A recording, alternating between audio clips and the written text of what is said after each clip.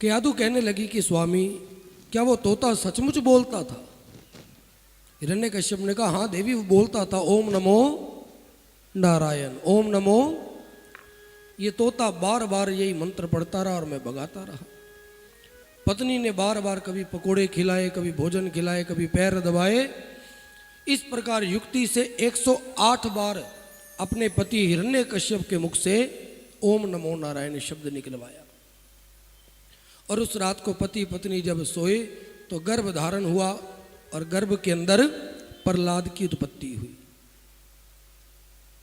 हिरण्यकश्यप पुत्र के जन्म के उपरांत तपस्या करने के लिए दोबारा वन के अंदर गया। ब्रह्मा जी प्रसन्न हुए कि वर मांगो, क्या चाहते हो? हिरण्यकश्यप ने कहा कि ब्रह्मदेव, मुझे वो वरदान दो कि मुझे कोई मार ही ना सके, मैं अमर हो जाऊं। ब्रह्मदेव ने कहा, यह वरदान संभव नहीं, क्योंकि जो संसार के अंदर आया उसको जाना जरूर है, कोई दूसरा वरदान मांग लो।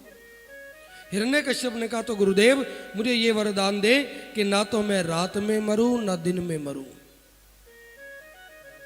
ना जड़ से मरूं ना चेतन से मरूं, ना शस्त्र से मरूं ना अस्त्र से मरूं, ना अंदर मरूं ना बाहर मरूं। उन्होंने कहा, तथास्तु। इस प्रकार ब्रह्मा जी से वरदान प्राप्त कर हिरण्यकश्यप वापस अपने महल के अंदर आया। उधर दिन प्रतिदिन प्रहलाद भी बढ़ने लगा।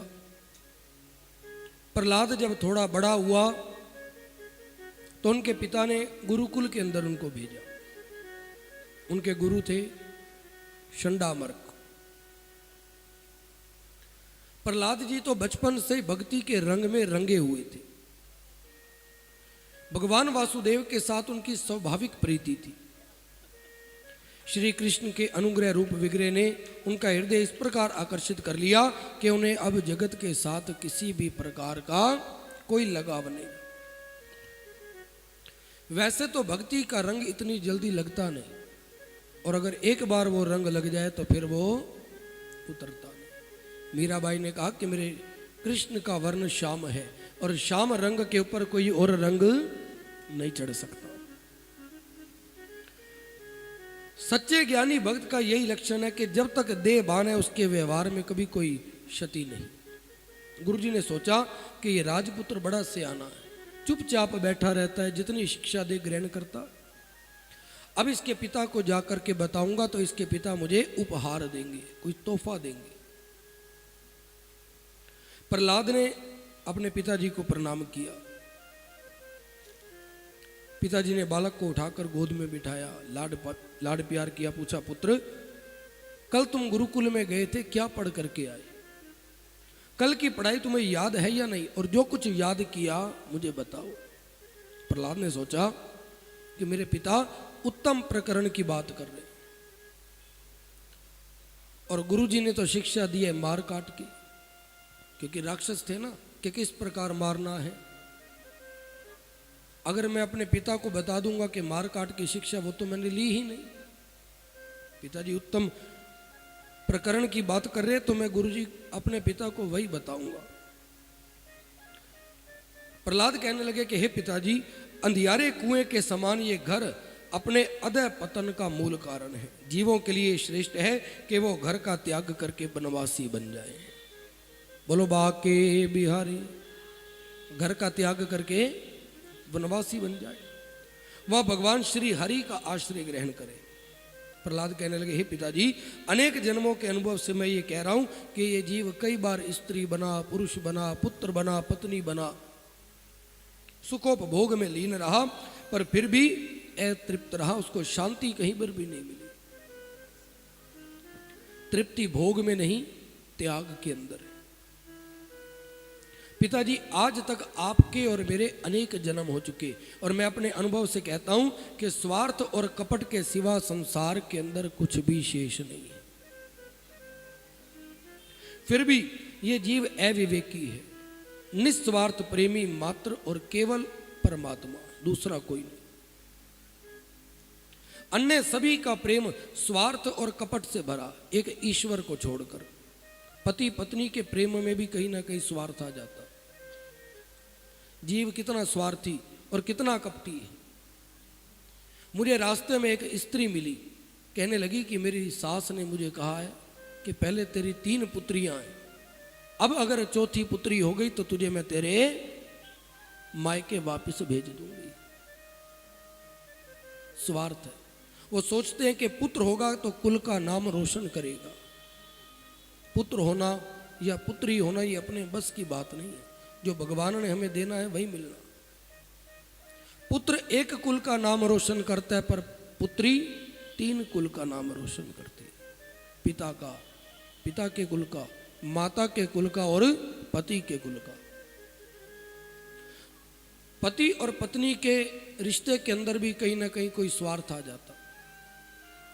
अगर कभी पत्नी बीमार पड़ जाए तो पति दवाई ले देगा, फिर भी ठीक ना हो बड़े अस्पताल में ले जाएगा, अगर फिर भी ठीक ना हो 4-5 वर्ष दवाई दिला रहा है, सेवा कर रहा है, फिर ठीक नहीं हो रही तो भगवान को कहेगा प्रभु अब तो इसको उठा ही ले तो ठीक है, क्योंकि अभी तो आयु भी मेरी कुछ नहीं 40-42 वर्ष है, पैसा भी है, दूसरा विवाह कर लूंगा। बोलो बांके सुर नर मुनि सब की ये रीति और स्वार्थ लागी करे सब प्रीति। पति और पत्नी एक दूसरे को सुख सुविधा देते हैं, इसीलिए एक दूसरे को प्रिय है। एक ने दुख देना शुरू किया तो दूसरा उसको अपने आप अप्रिय लगना शुरू हो जाए।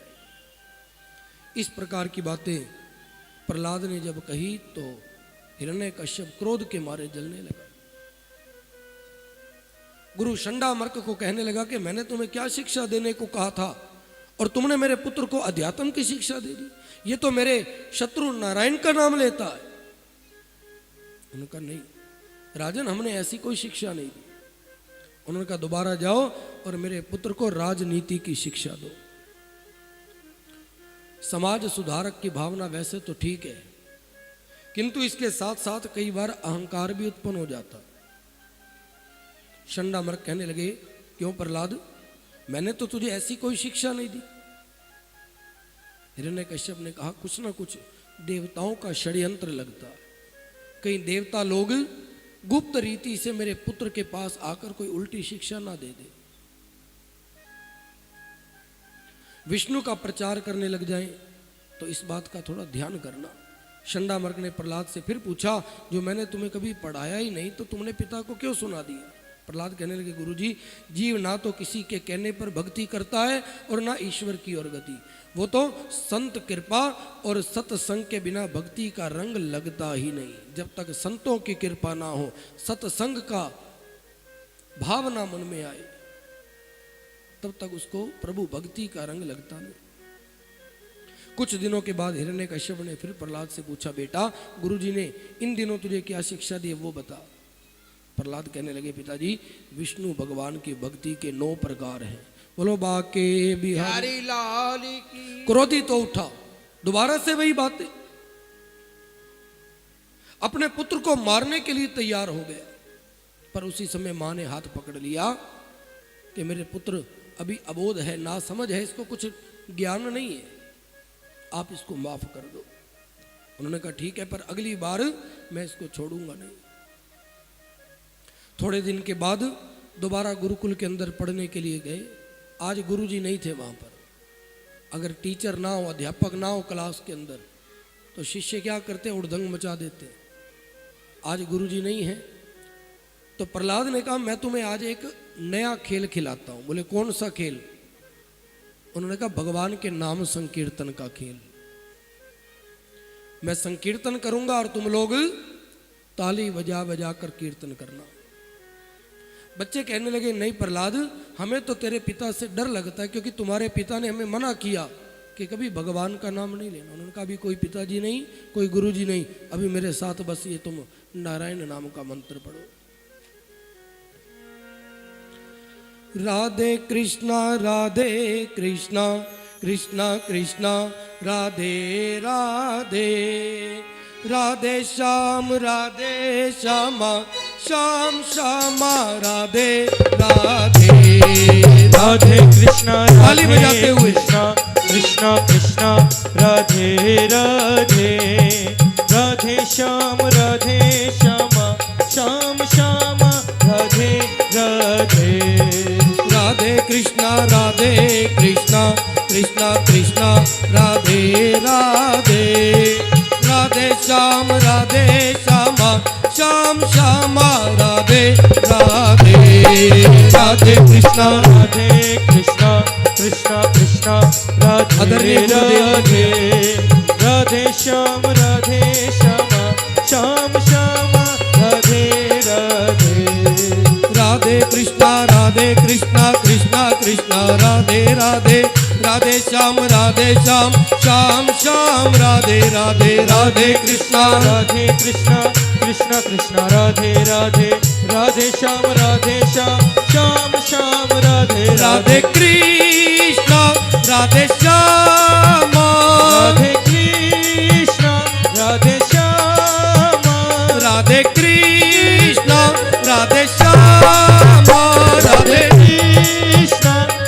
श्याम, राधे कृष्णा श्याम, राधे कृष्णा कृष्णा कृष्णा राधे राधे, राधे श्याम श्याम श्याम राधे राधे। राधे कृष्णा कृष्णा कृष्णा राधे राधे, राधे श्याम श्याम श्याम राधे राधे।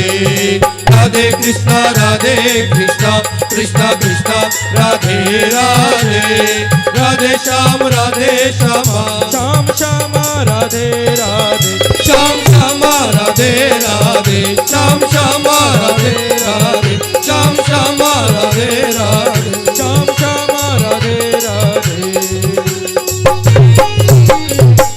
बोलो बाके बिहारी लाल की जय हो। आदरणीय गुरुदेव पंडित संदीप जी पाठक जी भी पहुंचे, नमस्कार है, चरणों में वंदन है। इस प्रकार प्रहलाद अपने मित्रों के साथ नाच रहा था, ताली बजा बजा कर। उन्होंने कहा ताली क्यों बजाएं? उन्होंने कहा ताली बजाने से नाद ब्रह्म, एक होता है नाम ब्रह्म, एक है नाद ब्रह्म। जब ताली बजाते हैं तो नाद ब्रह्म प्रकट और नाम स्वरूप। एक सेवक ने जाकर के देखा कि प्रहलाद तो नाच रहा है और भगवान हरे कृष्ण कृष्ण कृष्ण हरे हरे का मंत्र, बड़ा क्रोधित हुआ। उसने जाकर के प्रहलाद का हाथ पकड़ा। कहते हैं सच्चा महान वैष्णव तो वो है कि जिसको स्पर्श करने से उसकी भक्ति का रंग दूसरे को लग जाए। आज सेवक ने जैसे ही हाथ पकड़ा वो भी वहीं पर नाचने लग गया। बोलो बाके बिहारी। थोड़ी देर हो गई पहुंचने में। गुरुजी ने आकर के देखा, गुरुजी को भी क्रोध आया। गुरुजी ने आकर हाथ पकड़ा, गुरुजी भी नाचने लग गए।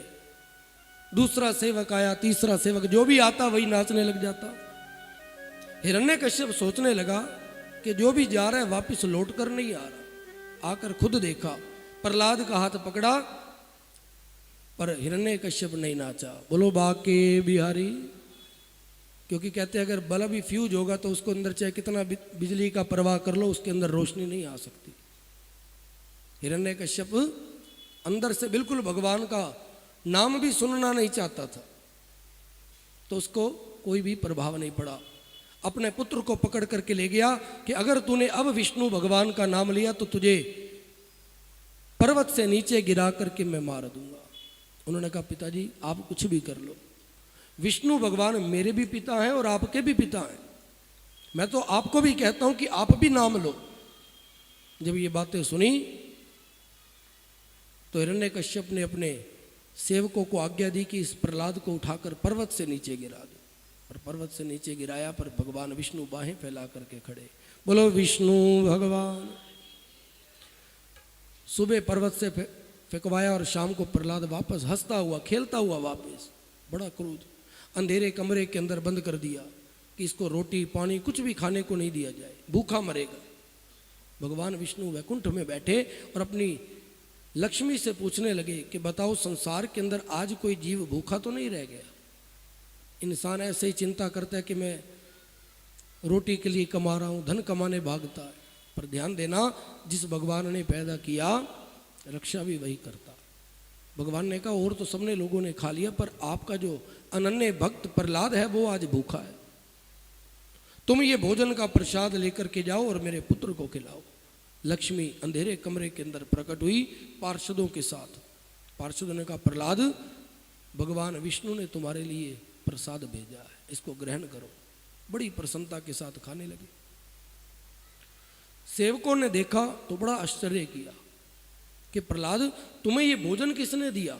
उन्होंने कहा मैं जब मां के गर्भ के अंदर था, जिस भगवान ने मुझे वहां पर पोषण किया, ये मेरे उसी भगवान ने यहां पर भी भोग भिजवाया। गर्भवास तो फिर भी छोटा सा है और ये कमरा तो अंधेरा है, तो क्या हुआ, पर है तो बहुत बड़ा। मेरे ठाकुर जब गर्भ के अंदर आकर मेरा पोषण कर सकते, तो ये कमरा तो उसके मुकाबले बहुत बड़ा है। बोलो विष्णु भग। इस प्रकार कह ही रहे थे। उन्होंने कहा मैं अब तुझे अपनी तलवार से नष्ट कर दूंगा। प्रहलाद हाथ जोड़कर खड़ा हो गया, प्रभु, पिताजी मेरे प्रभु हर स्थान पर है, कण कण के अंदर है। उन्होंने कहा कण कण के अंदर है तो बता क्या इस खंबे के अंदर भी तेरे भगवान है? उन्होंने कहा बिल्कुल मेरे भगवान इस स्तंभ के अंदर भी, ये स्तंभ भी, पेड़ पत्ते, हर स्थान पर मेरे ठाकुर जी का वास है।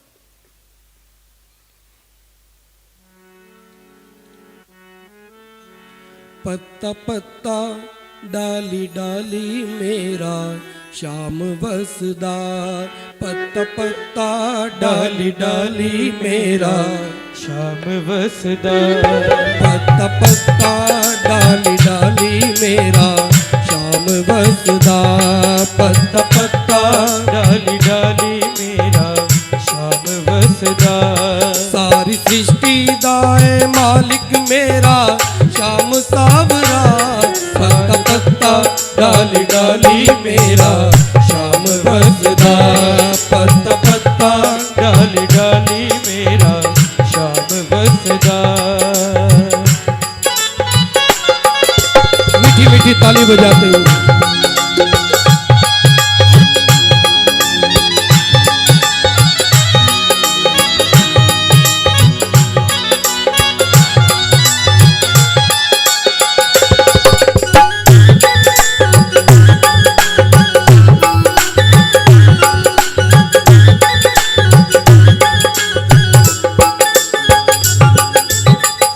सांसों की माला श्याम पुकारे, सांसों की माला श्याम पुकारे, राधे राधे श्याम उचारे, राधे राधे श्याम उचारे। मेरी सांसों की माला विच मेरा श्याम बसदा, पत्ता पत्ता डाली डाली मेरा श्याम बसदा, पत्ता पत्ता डाली डाली मेरा श्याम बसदार। सारी सृष्टि दाए मालिक मेरा श्याम सावरा, पत्ता पत्ता डाली डाली मेरा श्याम बसदार, पत्ता पत्ता डाली डाली मेरा श्याम बसदार।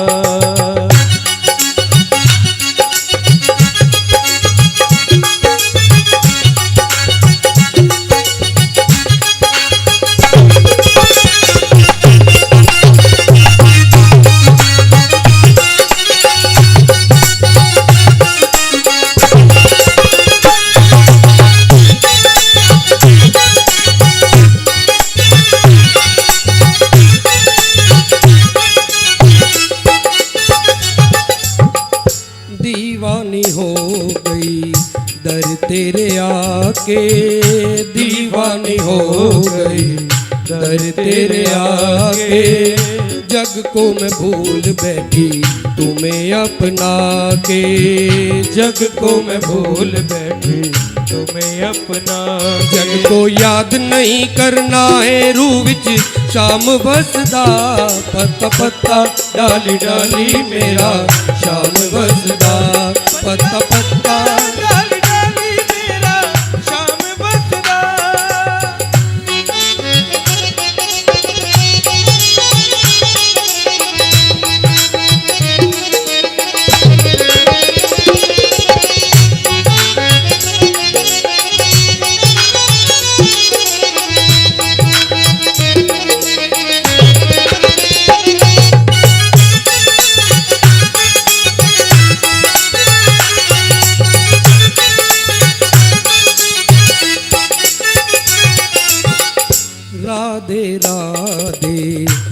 जिसने गाया राधे राधे, जिसने गाया श्याम ने उसको अपना बनाया, श्याम ने उसको अपना बना।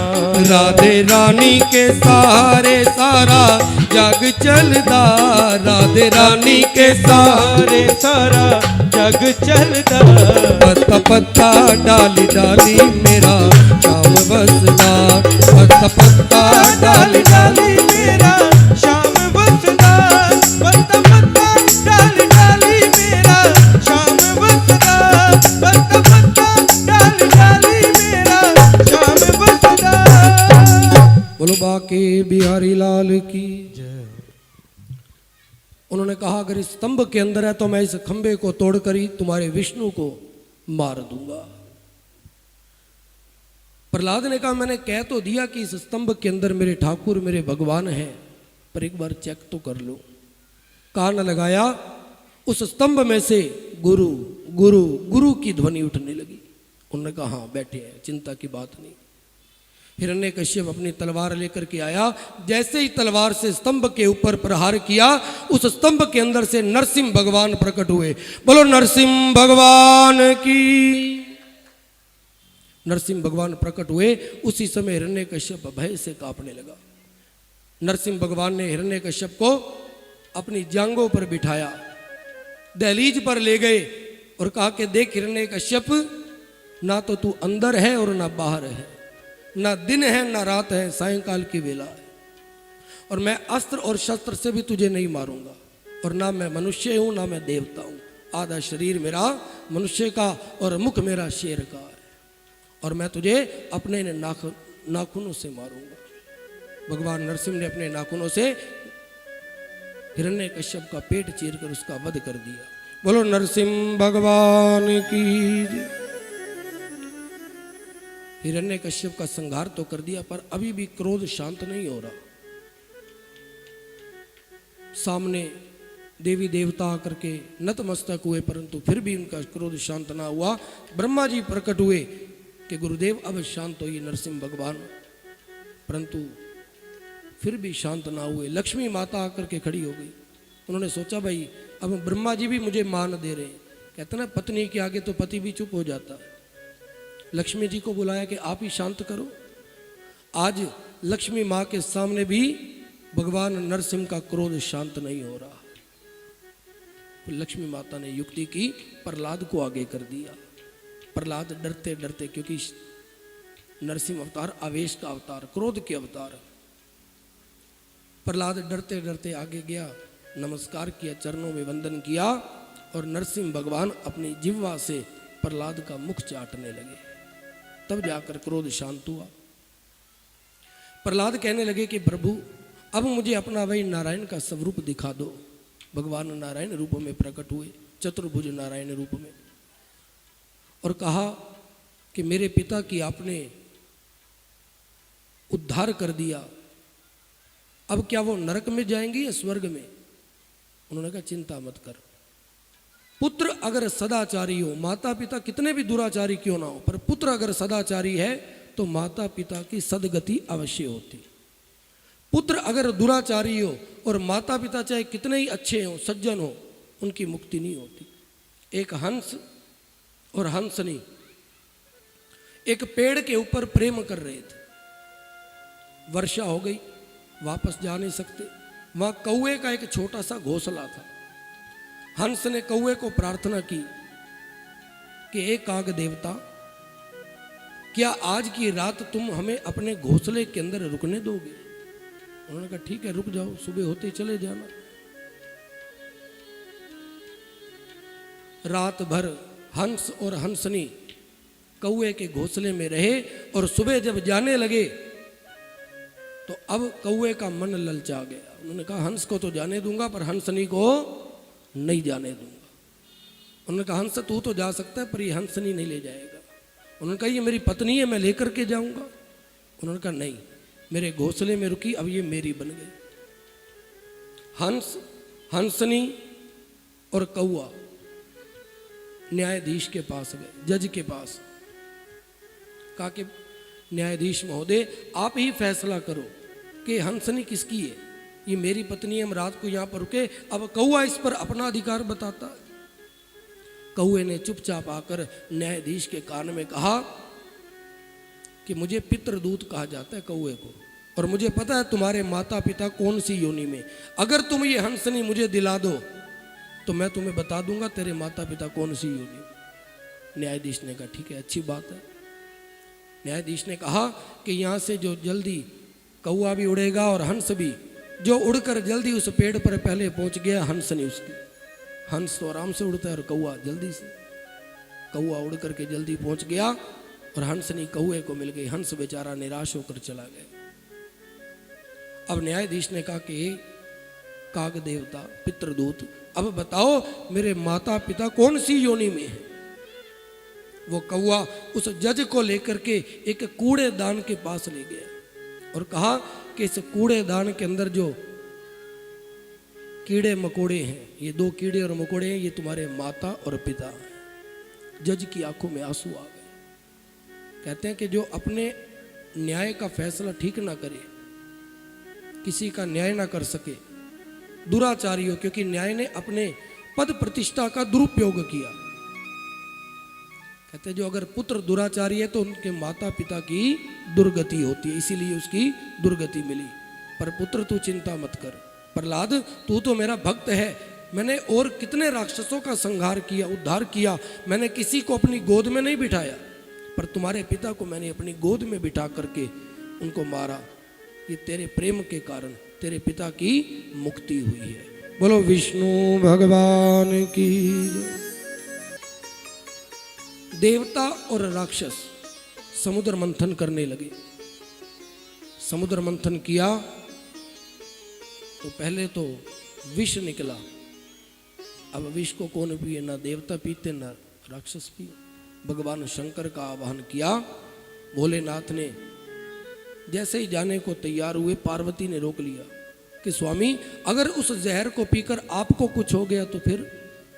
भोलेनाथ ने कहा देवी चिंता मत करो, अगर समाज के कल्याण के लिए जहर पी भी लूं तब भी मेरा भला है। अगर मैं मर भी जाऊं, मुझे कुछ भी हो, पर समाज को अगर सुखी होता है तो मुझे जहर पीने में भी कोई हर्ज नहीं। भोलेनाथ ने जहर तो पिया पर उसको गले के अंदर रोक लिया, पेट में नहीं उतारा। कहते हैं कोई भी निंदा हो, चुगली हो, बुरी बात हो, ना तो उसको पेट में उतारना है और ना ही उगलना है। भगवान शंकर ने यह बताया कि किस प्रकार से ग्रस्त आश्रम के अंदर अगर विष पीना पड़े तो ना तो उगलना है और ना ही निगलना है, उसको कंठ के अंदर रोकना। बोलो नीलकंठ भगवान की। फिर उच्च श्रवा घोड़ा निकला, इरावत हाथी निकला, कई रत्न निकले, आपस में बांटते रहे। लक्ष्मी जी निकली। अब लक्ष्मी निकली तो देवता कहने लगे ये लक्ष्मी हमें मिल जाए तो अच्छा। राक्षस कहने लगे हमें मिल जाए, पर लक्ष्मी ने कहा कि मैं अपना वर स्वयं चुनूंगी। देवता भी बैठे रहे, राक्षस भी बैठे रहे, और आगे चलकर भगवान विष्णु बैठे थे शांत अवस्था में। भगवान विष्णु के गले में वरमाला पहना दी। बोलो लक्ष्मी नारायण भगवान की जय। गजेंद्र मोक्ष। गजेंद्र मोक्ष की कथा हर घर के अंदर चलती है। गजेंद्र पिछले जन्म के अंदर बड़ा अच्छा व्यक्ति, धर्म कर्म में रुचि रखने वाला था। अगला जन्म पर हाथी का मिला किसी पाप के कारण। गजेंद्र अपनी पत्नी हथनी के साथ, गजेंद्र था एक हाथी, अपनी पत्नी के साथ बच्चों के साथ एक नदी के अंदर क्रीड़ा कर रहा था। हाथी को सबसे कामी जीव कहा गया। कहते हैं व्यक्ति जिससे जितना अधिक प्रेम करता है, चाहे धन से, चाहे पत्नी से, या पुत्र से, या द्रव्य से, किसी भी पदार्थ से, उसकी मृत्यु उसी स्थान पर ही लिखी होती। हाथी कितना बलवान है, परंतु वो जल के अंदर कमजोर पड़ जाता है, क्योंकि वो भूमि का जीव है। जल क्रीड़ा के अंदर बड़ा मस्त अपनी पत्नी के साथ खेल रहा है, बच्चों के साथ। इतने में एक मगरमच्छ ने आकर के गजेंद्र का पांव पकड़ लिया। गजेंद्र चिल्लाने लगा कि मेरी रक्षा करो, पत्नी को पुकार रहा है, बच्चों को पुकार रहा है, परंतु कोई भी आगे आने को तैयार नहीं हो रहा। क्योंकि उन्हें पता है कि जो भी आगे गया उसी को ही जान से हाथ धोना पड़ेगा। गजेंद्र और मगरमच्छ की लड़ाई 1 महीने तक चलती रही। पत्नी देखती रही कि अब तो मेरा पति अब छूट जाए, पर देखा ना कोई हाल नहीं, तो पत्नी भी छोड़कर चली गई, बच्चे भी छोड़कर चले गए। गजेंद्र ने जब देखा कि मैं तो इनका पालन पोषण करता रहा, परंतु जब मुझ पर दुख आया तो ना मेरी पत्नी रुकी ना मेरा पुत्र रुका। भगवान की ओर इशारा किया, हरि हरि पुकारने लगे। उसी समय भगवान विष्णु चक्र लेकर के भोजन छोड़ करके आए और उस ग्राह से, उस मगर से गजेंद्र की मुक्ति करवाई। बोलो विष्णु भगवान की जय। गजेंद्र मोक्ष की कथा हर घर में चलती है। ये जीव पत्नी के साथ, पुत्रों के साथ इसी में मस्त है, संसारिक मोह माया के अंदर। वो ये नहीं सोचता कि काल मुझे किस प्रकार पकड़ लेगा। इस काल से छुटकारा दिलाने वाले मेरे ठाकुर, मेरे कन्हैया, मेरे कृष्ण मुरली मनोहर बांसुरी बजाने वाले, उनका ध्यान नहीं करता। वामन अवतार की कथा की तरफ चलते हैं।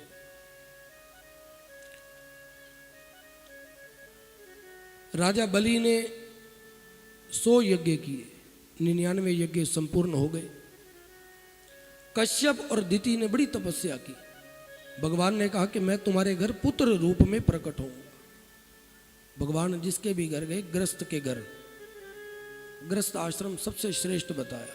पति और पत्नी यदि संयम में, नियम में रहकर मर्यादा का पालन करते हुए गृहस्थ आश्रम को निभाए तो गृहस्थ आश्रम जैसा कोई आश्रम नहीं। क्योंकि साधु, संत, सन्यासी ये सभी गृहस्थों के घर में ही सहारा पाते।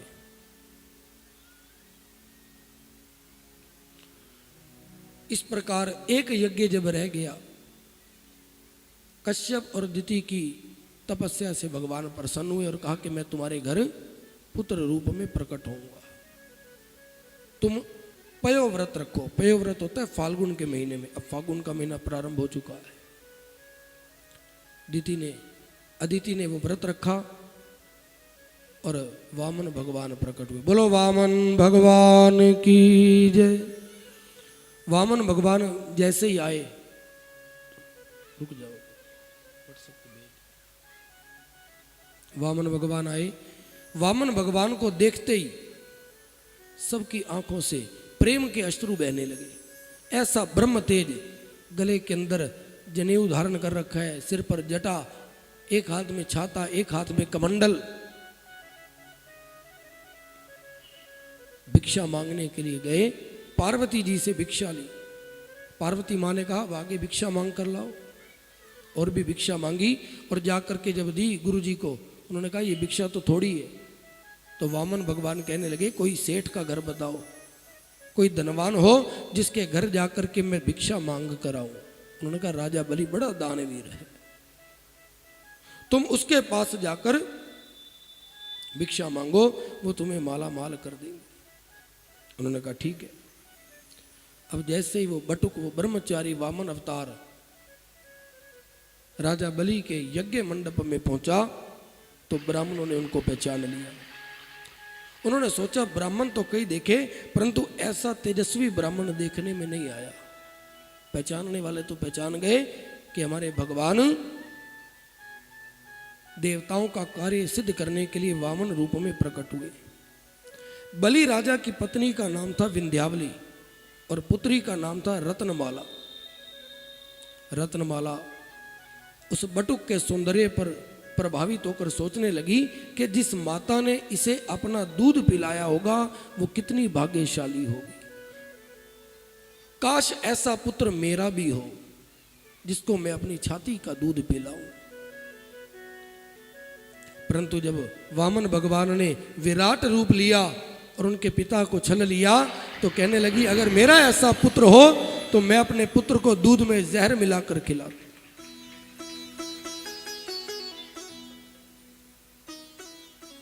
तो वो रत्नमाला अगले जन्म में पूतना बनकर दोनों भाव लेकर के आई थी। मातृ भाव भी था, दूध भी पिलाया और जहर भी पिलाया। वामन महाराज के चरणों पर विंध्यावली जल धारा डालने लगी।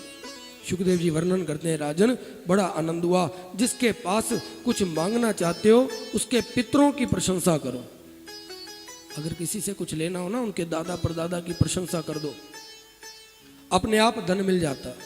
परंतु अब कलयुग के अंदर तो दादा परदादा की तो नहीं, पत्नी की प्रशंसा कर दो, उनकी धन ज्यादा मिल जाए। बोलो बाके बिहारी। वामन जी बलि राजा के आगे प्रशंसा के पुल बांधने लगे कि आपके पितामह प्रहलाद के समान महान भक्त ना कोई हुआ है और ना होगा। उनका प्रभु प्रेम इतना प्रबल था कि भगवान को स्तंभ फाड़ करके नरसिंह अवतार लेकर आना पड़ा। और मैंने सुना है कि आपके पिता राजा विरोचन भी बड़े उदार थे। उनके पास इंद्र ब्राह्मण का रूप लेकर गए और कहने लगे, राजन मेरी आयु समाप्त हो गई, मेरी मृत्यु से मेरी पत्नी विधवा हो जाएगी, आप आयु का दान मुझे दो। तो दान मांगने आए हुए ब्राह्मण को निराश कैसे किया जा सकता था? तो आपके पिता ने अपनी आयु का भी दान कर दिया। हे राजन, आपके अंदर आपकी तीनों पीढ़ियों के गुण हैं, पिता के भी, दादा के भी और परदादा के भी। मैं आपसे कुछ मांगना चाहता हूं। बोले, बटुक जो चाहिए वो मांगो। वामन भगवान ने कहा, मुझे 3 पग भूमि का दान दे दो। बोलो विष्णु भगवान की, बोलो वामन भगवान की। 3 पग भूमि का दान दे दो। राजा बलि ने कहा, केवल 3 पग? मेरे पास जो मांगने आता है उसको दोबारा कहीं पर कुछ मांगने की इच्छा नहीं रह जाती, मैं इतना दान करता हूं। 3 पग से क्या होगा? ब्राह्मण तुझे तो मांगना भी नहीं आता। वामन भगवान कहने लगे, मैं संतोषी ब्राह्मण हूं, मुझे जितनी इच्छा है मैं उतना ही मांगता हूं, ज्यादा क्या करना है। कहने लगे कि मैं एक स्थान पर तपस्या कर रहा था, किसी के घर में बरामदे में बैठकर तपस्या कर रहा था। उनका मालिक आया और मुझे भगा दिया कि जा यहां से। मुझे बड़ा क्रोध आया। मैंने सोचा अगर मेरे पास भी थोड़ी सी पृथ्वी हो तो वहां बैठकर मैं तपस्या कर सकूं। हे राजन, आप मुझे 3 पग भूमि दान दे दो, आपका कल्याण होगा, क्योंकि भूमि दान से बढ़कर कोई भी दान नहीं। बोलो वामन भगवान की जय। राजा बलि जैसे ही तैयार हुए संकल्प करवाने के लिए, उसी समय शुक्राचार्य समझ गए कि ये वामन कोई साधारण ब्राह्मण नहीं है, ये तो भगवान विष्णु है। हे राजन, इसको 3 पग भूमि दान मत देना, ये तुम्हारा सब कुछ लूट लेंगे। अगर देना ही है तो अपने पैर से माप करके दो। श्रीमद् भागवत महापुराण के अंदर जो हमारा मुख्य उद्देश्य है, वृंदावन के अंदर धाम हो अपना। अब कथा भी वही चल रही है, भूमि दान। वामन भगवान ने भी ध्यान देना, कहा कि मुझे 3 पग भूमि का दान चाहिए। वामन जी ने कहा, राजन आप तो ठीक कह रहे हैं, पर मैं संतोषी ब्राह्मण हूं, मुझे इतना ही चाहिए। 3 पग भूमि दान देकर के आप मुझे कृतार्थ करें। जैसे ही संकल्प करने लगे, शुक्राचार्य जी ने रोक दिया। शुक्राचार्य जी ने कहा कि राजन, इसको दान मत दो, ये 3 पग के अंदर तुम्हारा सब कुछ लूट लेगा, क्योंकि ये कोई साधारण ब्राह्मण नहीं, ये विष्णु है जो तुम्हें छलने आया है। उन्होंने कहा, गुरुदेव आप भी कैसी बातें करते हैं, ये यज्ञ मैं कर ही इसलिए रहा हूं, भगवान की प्रसन्नता के लिए। जिसके पास सारे संसार के लोग मांगने जाते हैं, आज वो प्रभु, वो कृष्ण, वो विष्णु आज मेरे पास मांगने आए। संसार में मेरे से बढ़कर आज दूसरा कोई सौभाग्यशाली नहीं है। लोग भगवान के पास मांगने जाते हैं, पर भगवान मेरे पास मांगने आए। परंतु गुरुदेव कहने लगे, बलि मैं तुम्हें फिर समझा रहा हूं, अपनी बुद्धि से श्रेष्ठ गुरु की बुद्धि होती, गुरु जो कहे वो मान लेना चाहिए। बलि ने कहा, गुरुदेव पहले तो शायद मैं आपकी बात मान भी लेता, पर अब जब आपने कह दिया कि ये साक्षात विष्णु का रूप है, तो अब मैं पीछे हटने वाला नहीं हूं। उन्होंने जैसे ही संकल्प के लिए कमंडल उठाया, शुक्राचार्य सूक्ष्म रूप धर के उस कमंडल की नलकी के अंदर बैठ गए कि ना जल निकलेगा ना संकल्प होगा। पर शुक्राचार्य ने जैसे ही अंदर बैठे, वामन भगवान ने एक तिनका उठाया और कमंडल की नली के अंदर इस प्रकार प्रहार किया, शुक्राचार्य की एक आंख फूट गई।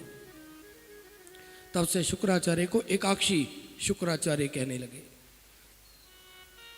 जब एक आंख फूट गई तब शुक्राचार्य समझ गए कि अब भी अगर मैंने कोई विघ्न किया तो ये वामन मेरी दूसरी आंख भी फोड़ देगा। उसी समय भाग गए। वामन जी कहने लगे मैं ब्राह्मण पुत्र हूं, मुझे भी संकल्प करवाना आता है। उन्होंने संकल्प किया। जैसे ही संकल्प किया, वामन भगवान विराट रूप धारण कर लिया। जय हो। विराट रूप धारण कर लिया। एक ही पग के अंदर पूरी पृथ्वी को माप लिया, दूसरे पग के अंदर ब्रह्मलोक को नाप लिया। अब तीसरा पग रखने के लिए स्थान ही नहीं बचा। वामन कहने लगे कि राजा बलि, आपने मुझसे छल किया है। 3 पग भूमि का दान देने का संकल्प देकर अभी तक 2 भूमि दी, 2 पग भूमि, तीसरा पग मैं कहां पर रखूं? अब आप बताओ, छल वामन जी कर रहे हैं या राजा बलि कर रहे हैं? जब मांगने आए थे तो बटुक रूप में, और जब लेने की बारी आई तो विराट रूप धारण कर लिया।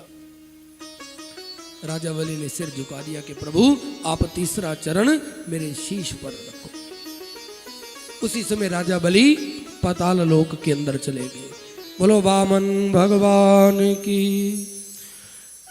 तेरे द्वार खड़ा भगवान, हो तेरे द्वार खड़ा भगवान, भगत भर दे रे झोली। तेरे द्वार खड़ा भगवान, भगत भर दे रे झोली।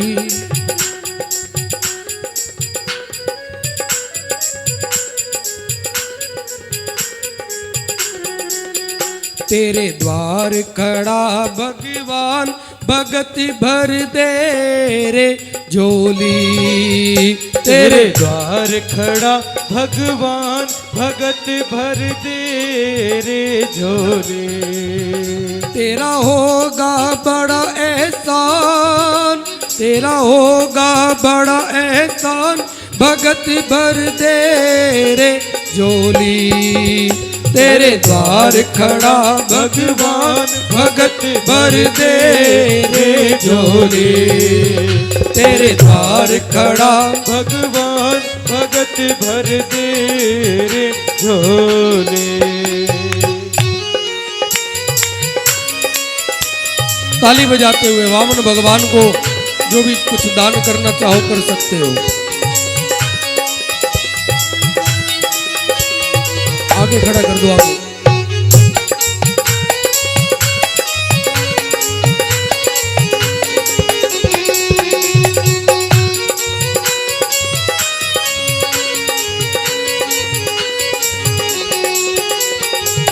डोल उठी है धरती सारी, डोला गगन है सारा। डोल उठी है धरती सारी, डोला गगन है सारा। भीख मांगने आया तेरे घर, भीख मांगने आया तेरे घर। जगत कपालन हारा, जगत कपालन हारा। मैं आज तेरा मेहमान, मैं आज तेरा मेहमान। तू कर ले मेरी पहचान, भगत भर दे रे झोली। तेरे द्वार खड़ा भगवान, भगत भर दे रे झोली। तेरे द्वार खड़ा भगवान, भगत भर दे रे झोली।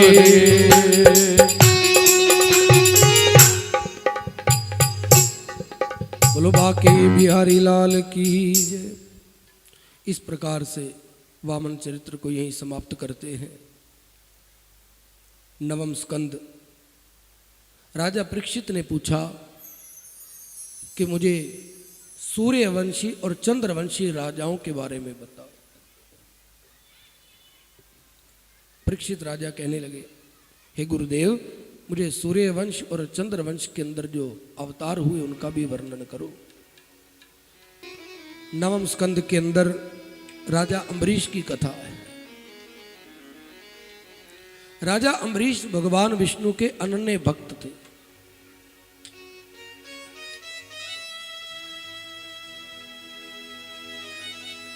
उनका मन भगवान के चरणों में, वाणी भगवत गुण वर्णन में, हाथ भगवान के मंदिर की सफाई में और पैर प्रभु के क्षेत्र की पद यात्रा में जाते थे। सेवा में धन नहीं, मन प्रदान है। सेवा अगर करो तो केवल मन से करो। सेवा का अर्थ है कि सेवे श्री कृष्ण में मन को पिरो करके रखे। राजा अम्बरीश एकादशी का व्रत करते थे। एकादशी का व्रत किया, दूसरे दिन द्वादशी को उस व्रत को खोलना था। पर आजकल लोग एकादशी का मतलब ही भूल चुके हैं। एकादशी होती है तो लोग समझते हैं कि दिवाली आ गई। दिवाली कैसे? वो चलो कुट्टू के आटे के पकोड़े बनाकर खा लिए जाए, फ्रूट खा लिया, ड्राई फ्रूट काजू बादाम खा लिए। भाई एकादशी रखी महाराज, अगर कह देंगे ना कुछ खा लो रोटी वगैरह, ना महाराज एकादशी है। काजू बादाम खिला दो, दूध पिला दो, जूस पिला दो। हर 2 घंटे के बाद आलू, कभी फ्रूट, कभी ड्राई फ्रूट, कभी दूध, कभी जूस। ये एकादशी नहीं है। एकादशी का मतलब होता है अपनी 11 इंद्रियों को नियंत्रित रखना। एकादशी का व्रत करते थे, अगले दिन द्वादशी को वो अपना व्रत खोलते थे। द्वादशी के दिन वो स्नान करने के लिए गए। उसी समय रास्ते में दुर्वासा ऋषि मिल गए। उन्होंने कहा, राजन, हमें तुम्हारे घर पर भोजन करना है। दुर्वासा ऋषि वो है जिनकी नाक पर गुस्सा बैठा रहता, श्राप देने में सबसे आगे, क्रोध करने में अग्रगण्य। इधर राजा ने व्रत खोलना चाहा, परंतु दूसरी तरफ दुर्वासा ऋषि ने कह दिया कि मुझे भोजन करना। उन्होंने कहा ठीक है, पहले मैं स्नान करके आ जाऊं। दुर्वासा ऋषि गंगा में स्नान करने के लिए गए। दुर्वासा ऋषि स्नान करने गए और उनको आने में थोड़ी देरी हो गई। इधर त्रयोदशी लगने लग रही है और व्रत खोलना है द्वादशी को। अब धर्म संकट के अंदर पड़ गए राजा अम्बरीश, क्या करूं क्या ना करूं। उन्होंने ब्राह्मणों से पूछ लिया कि क्या किया जाए। उन्होंने कहा, राजन, केवल जल पी लो और व्रत को खोल दो। अब जो मेहमान घर के अंदर आए, अगर मेहमान को भोजन पहले ना खिलाया जाए तो मेहमान का अनादर होता है, और अगर भोजन कर ले, मेहमान का अनादर ना करे तो त्रयोदशी लग जाती है। क्या करे? केवल जल आचमन किया और अपने व्रत को खोल दिया। जब दुर्वासा जी को पता चला कि राजा ने हमें बुलाकर पहले स्वयं ही जलपान ले लिया, श्राप देने लगे, क्रोधित हो गए। जैसे ही श्राप देने लगे, उसी समय भगवान विष्णु का सुदर्शन चक्र दुर्वासा ऋषि की ओर दौड़ पड़ा। दुर्वासा जी भय से कांपने लगे। तीनों लोकों में पहले शिव लोक के अंदर गए, हे भोलेनाथ मेरी रक्षा करो। भगवान ने कहा, भोलेनाथ कहने लगे, मैं रक्षा नहीं कर सकता, ये सुदर्शन चक्र मेरे ठाकुर मेरे विष्णु ने भेजा। ब्रह्मलोक के अंदर गए, ब्रह्मा जी ने भी हाथ जोड़ दिए। अंत में थक हार कर विष्णु लोक के अंदर आए। विष्णु भगवान को कहा कि प्रभु अपने चक्र को आदेश दो कि ये रुक जाए। भगवान ने कहा, मैंने तो चक्र छोड़ दिया, अब अगर इसको कोई रोक सकता है तो वो राजा अम्बरीश जो मेरा भक्त है। तुम भक्त से जाकर के क्षमा मांगो, तुमने मेरे भक्त का अपमान किया है। दुर्वासा ऋषि दौड़ते दौड़ते राजा अम्बरीश के पास आए, चरणों में वंदन करने लगे, पर राजा ने हाथ जोड़ दिए। उन्होंने कहा, गुरुजी आप मुझे वंदन करें, ये शोभा नहीं देता। जब राजा अम्बरीश ने माफ किया, तब जाकर के वो सुदर्शन चक्र वापस लौटा। बोलो विष्णु भगवान की। राजा दशरथ के घर 4 पुत्र प्रकट हुए, राम लक्ष्मण भरत शत्रुघ्न। हवन किया गया। हवन से अग्निदेव निकले और खीर का पात्र लेकर के कहा कि अपनी रानियों को खिला दो। उसी समय राम जी का अवतार हुआ। बोलो सियावर रामचंद्र भगवान की। कहते हैं जब तक राम जी नहीं आते तब तक कृष्ण नहीं आ सकते। राम जी का चरित्र अनुकरणीय है।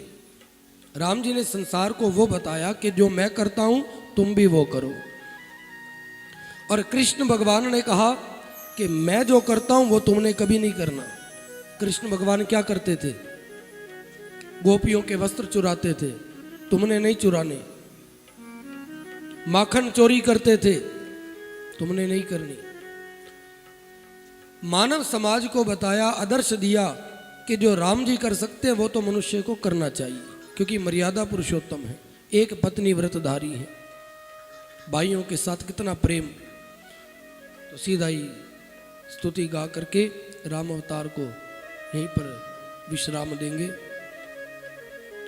भय प्रगट कृपाला दीन दयाला कौशल्या हितकारी हर्षित मैं तारी मुनि मनहारी अद्भुत रूप विचारी लोचन अभिरामा तनुगन श्यामा निज आयुध भुजचारी भूषण वनमाला नयन विशाला शोभा सिंधु करारी कह दुई कर जोरी स्तुति तोरी यही विधि करो अनंता माया गुण ज्ञाना तीत यमाना वेद पुराण बनंता करुणा सुख सागर सब गुण आगर जय गावै श्रुति संता सोम मैत लागी जन अनुरागी भयउ प्रकट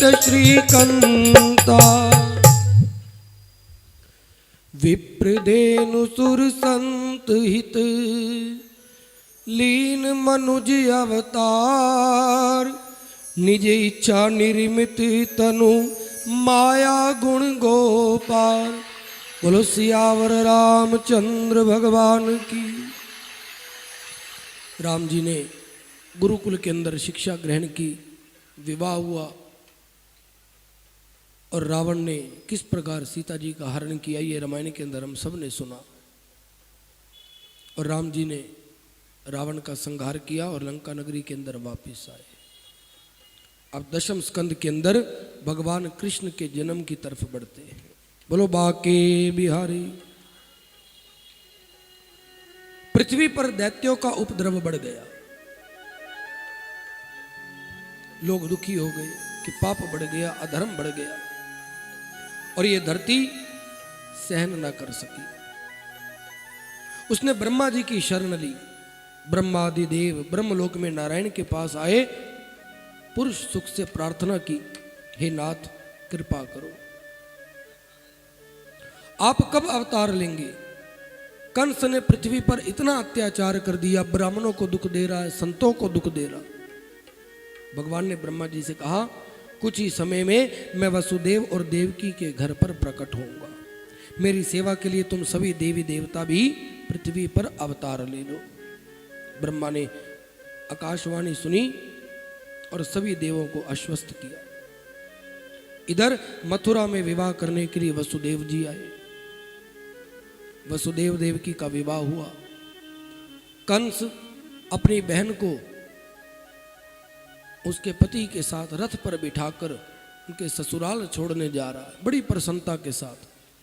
भगवान ने कहा कि जब ये कंस ब्राह्मणों का अपमान करेगा, बच्चों की हत्या करेगा, तभी मैं अवतार लूंगा।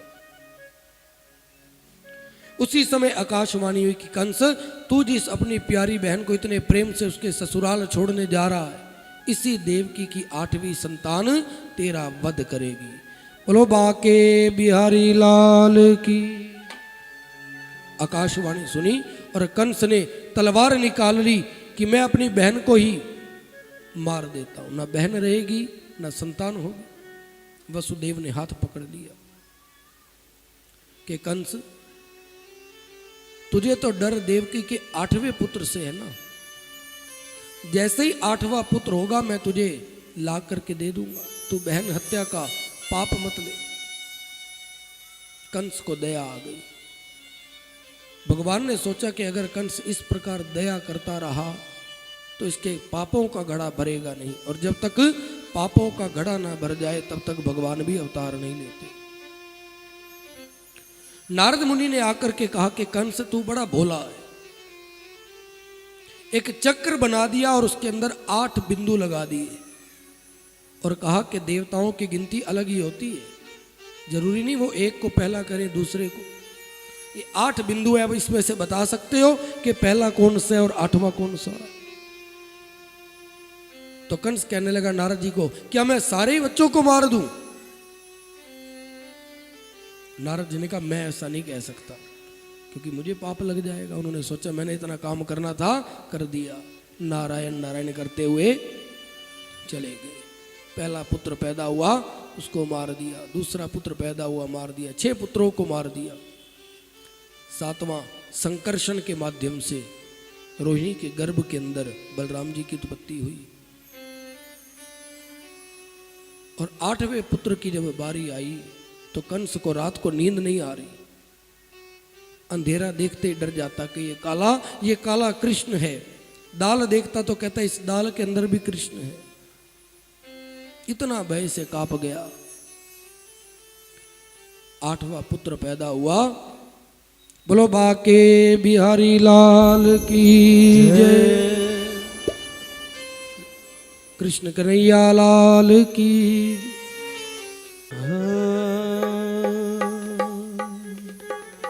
हो खुल गए सारे ताले, वह क्या बात हो गई।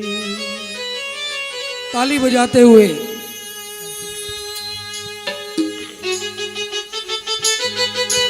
मीठी मीठी ताली सभी।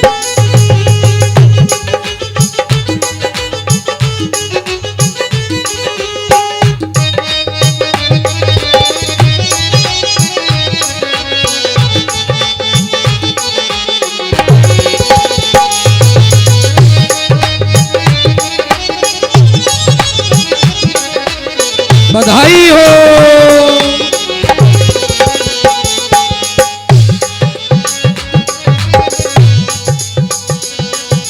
खुल गए सारे ताले, वाह क्या बात हो गई।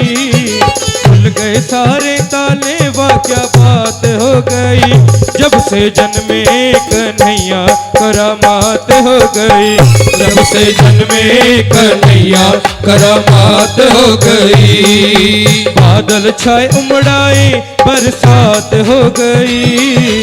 बादल छाए उमड़ाए बरसात हो गई। जब से जन्मे कन्हैया करामात हो गई। और जब से जन्मे कन्हैया करामात हो गई।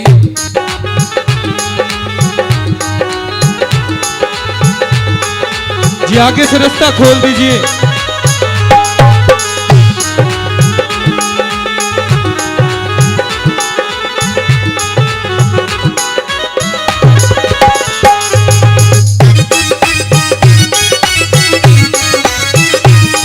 बोलो बाल कन्हैया लाल की।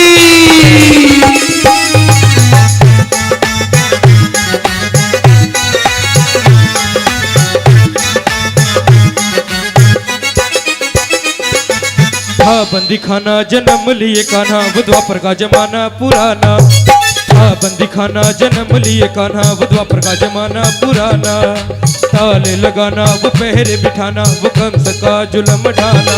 वासुदेव ने शाम को उठाया था, टोकरी में श्री श्याम को लिटाया था। गोकुल धाए हर्षाए कैसी बात हो गई।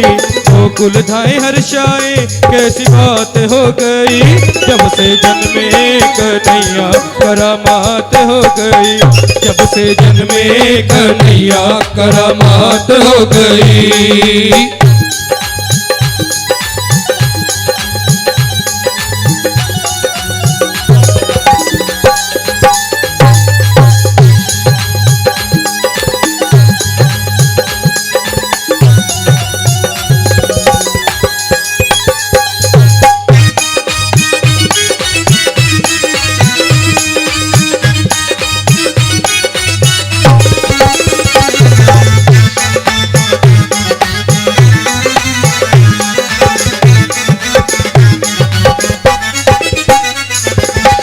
गए ताले सभी रखवाले ते हाथ में हारियां ते वाले, खुल गए ताले सोए थे रखवाले ते हाथ में बरछियां भाले।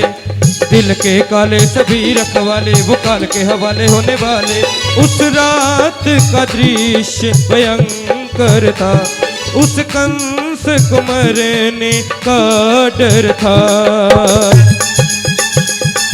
बादल छाए उमड़ाए बरसात हो गई, बादल छाए उमड़ाए बरसात हो गई।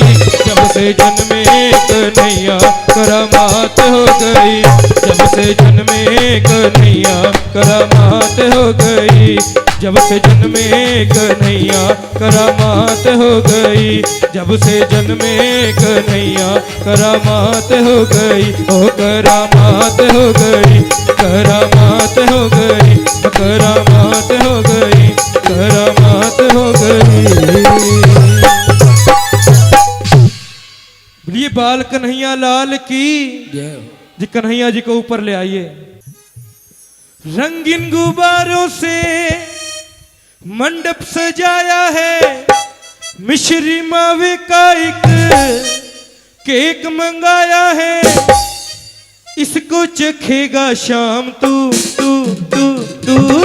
और सबने क्या कहना है, दो हाथ की मीठी मीठी ताली बजाते हुए हम सब बोलेंगे हैप्पी बर्थडे टू यू, हम सब बोलेंगे हैप्पी बर्थडे टू यू, हम सब बोलेंगे हैप्पी बर्थडे टू यू। रंगीन गुब्बारों से मंडप सजाया है, मिश्री मावे का एक केक मंगाया है, इसको चखेगा शाम तू तू तू तू। हम सब बोलेंगे हैप्पी बर्थडे टू यू, हम सब बोलेंगे हैप्पी बर्थडे टू यू, हम सब बोलेंगे हैप्पी बर्थडे टू यू शाम, हम सब बोलेंगे हैप्पी बर्थडे टू यू।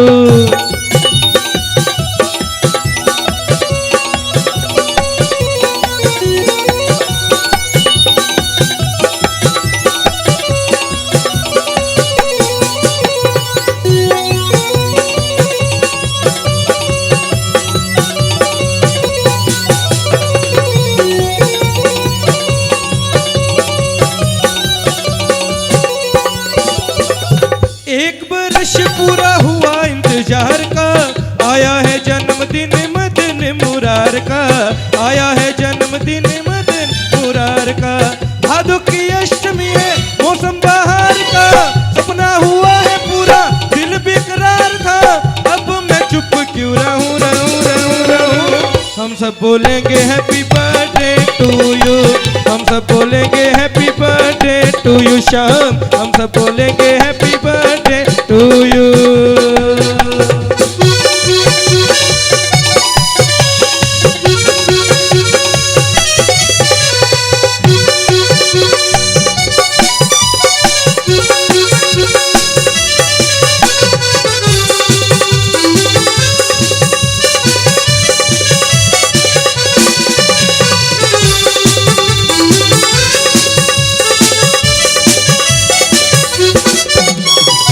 तोहफा तुम्हारे लिए कुछ भी ना लाए हैं, दर्शन दिखाते रहना कहने ये आए हैं, दर्शन दिखाते रहना कहने ये आए हैं। तोहफा तुम्हारे लिए कुछ भी ना लाए हैं, दर्शन दिखाते रहना कहने ये आए हैं, दर्शन दिखाते रहना कहने ये आए हैं। प्राण हमारो है तू ओ सावरिया, जाए शाम मेरी उमरिया, इससे ज्यादा मैं क्या दूं दूं दूं दूं। हम सब बोलेंगे हैप्पी बर्थडे टू यू, हम सब बोलेंगे हैप्पी बर्थडे टू यू, हम सब बोलेंगे हैप्पी बर्थडे टू यू शाम, हम सब बोलेंगे हैप्पी बर्थडे टू यू। रंगीन गुब्बारों से मंडप सजाया है, मिश्री मावे का एक केक मंगाया है, इसको चखेगा शाम तू तू तू। हम सब बोलेंगे हैप्पी बर्थडे टू यू, हम सब बोलेंगे हैप्पी बर्थडे टू यू शाम, हम सब बोलेंगे हैप्पी बर्थडे टू यू, हम सब बोलेंगे हैप्पी बर्थडे टू यू।